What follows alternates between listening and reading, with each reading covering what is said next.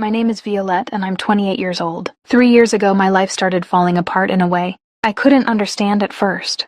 Every time I thought I was finally moving forward, something invisible would pull the ground out from under me again. It all started the night I left my parents' house for good.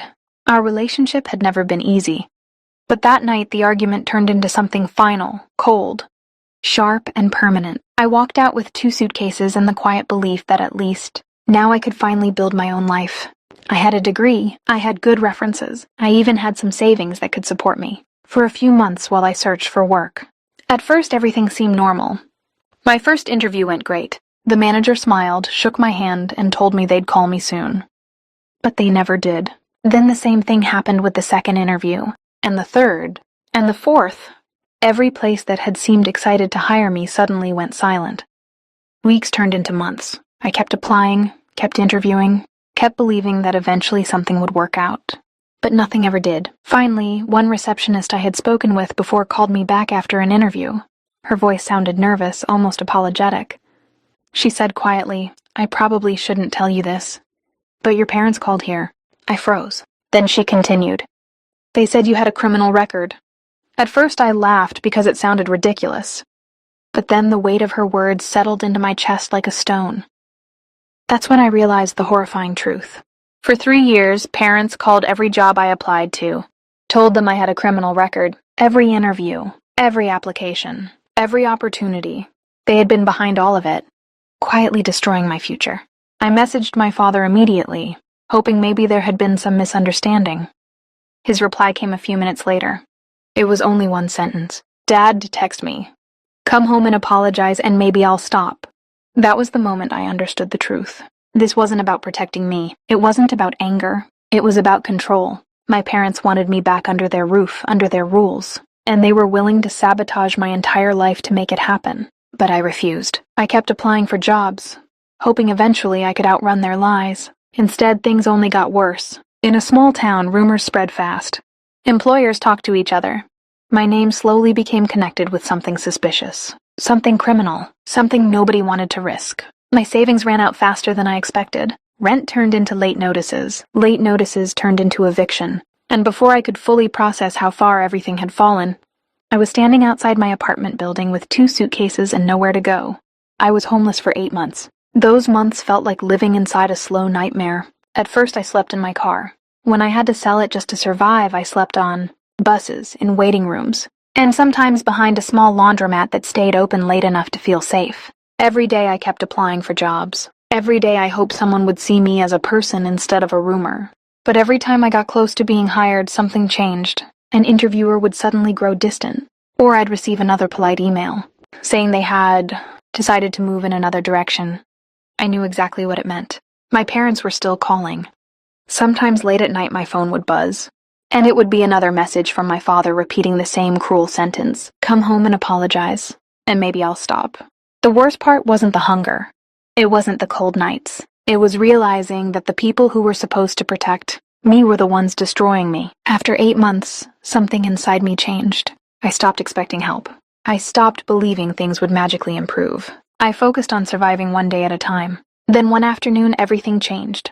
I was sitting on a bench near the bus station, trying to decide whether to spend my last few dollars on food or a shower at the gym across the street. That's when a woman approached me. She looked professional, maybe in her early 40s, holding a leather folder. She asked my name carefully. When I said Violette, her face softened with relief. She sat beside me and spoke quietly. Then a woman told me, "Your grandma hired me 10 years ago to find you. When things got bad enough, here's what she left you." For a moment I thought I had misheard her. My grandmother had passed away years ago, but she had also been the only person in my family who truly believed in me. The woman handed me the folder. My name was written across it in handwriting I recognized instantly. My grandmother's. My hands were shaking as I opened it, because suddenly it felt like every ruined opportunity, every painful moment, every night I spent homeless, had somehow led to this exact moment. And I had no idea yet that what I found inside would be something nobody in town could believe. When I opened the folder on that bus station bench, the first thing I saw was my grandmother's letter. The moment I recognized her handwriting, my chest tightened. It felt like hearing a voice I thought I had lost forever, I unfolded the paper slowly and began to read. She wrote that she had always worried about the way my parents tried to control my life. She loved them, but she had seen the pressure they put on people instead of supporting them. Then she wrote something that made my hands shake. She said she had prepared something for me, in case the day ever came when I needed a way out. Inside the folder were legal documents, bank papers, property records. My grandmother had created a trust in my name years earlier. Not a small one either. It was enough money to completely change my life. But the biggest surprise was the property documents. She had purchased a commercial building in the center of town years ago and transferred ownership into the trust, and I was the beneficiary. I looked at the woman beside me, stunned. She explained that she was a private investigator. My grandmother had hired 10 years earlier. Her job had been simple: watch from a distance, and step in if my life ever reached a breaking point. Apparently, my grandmother had always believed that one day I might need help escaping my parents' influence. Even after she was gone, she had still found a way to protect me. Within 2 weeks, everything began to change. I used the trust money to rent a small apartment. For the first time in months, I had a real bed again. Soon after, I officially took control of the commercial building. Word traveled quickly through the town. The girl everyone believed had a criminal record was now the owner of one of the most valuable commercial buildings in the area. Then something happened that no one expected. My parents showed up. They walked into the building lobby looking tense and confused. Apparently, they had heard the rumors about the new owner, but they didn't believe them. Not until they saw me standing there. The silence that followed felt heavy.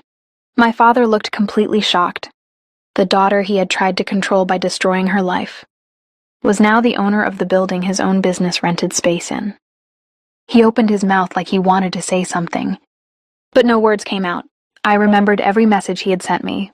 Every time my phone buzzed with the same sentence: "Come home and apologize, and maybe I'll stop." But this time things were different. I didn't yell. I didn't insult them. I simply said one thing: I survived without you, and I intend to keep living that way. Then I turned and walked back to my office, leaving them standing there in silence. That night I sat by the office window looking at the town that once believed the worst about me, and I thought about my grandmother. The one person who believed in me even when no one else did. Even after she was gone, she still saved me, and if you stayed to hear Violette's story until the end, it truly means a lot. Stories like this remind us that sometimes the people who try to break us only push us toward the life we were meant to build. So if you enjoy powerful stories like this, make sure to subscribe to the channel and stay with us for the next one.